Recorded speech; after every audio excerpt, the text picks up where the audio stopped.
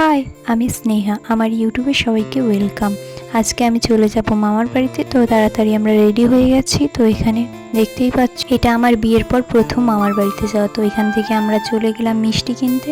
বাড়ি থেকে আমরা তাড়াতাড়ি একটু বার হয়ে গেছিলাম, তবুও সন্ধে হয়ে গেছে। তো এখানে আমার বরকে দেখাচ্ছিলাম, খুবই লজ্জা পাই। তো আমি ওকে একটু ক্যামেরা দেখাতেই ও বলছে ক্যামেরাটা সরাও। তো আমাদের মিষ্টি নেওয়া হয়ে গেছে, তো ওই জন্য আমরাই চলে আসলাম মামার বাড়িতে। আমার মামার বাড়ি বেশি দূর না, আমার বাড়ি থেকে কাছাকাছি। তো মন্দিরে গিয়ে আগে প্রণাম করলাম, করে ঘরে আসতেই ভাই এখানে বদমাইশি শুরু করে দিয়েছে, প্রচুর পরিমাণে বদমাইশ। আমার ভাই কবিককে দেখে তো একটু কম বদমাইশি করছিল। তো মামি ডিম ভেজে দিয়েছিল, তো আমরা ডিম ভাজা খাচ্ছিলাম আর এখানে সবাই মিলে গল্প করছিল। মাসি ছিল, দিদা ছিল। এটা হচ্ছে আমার মামার বাড়ির বড় সদস্য, আমাদের কালুদা।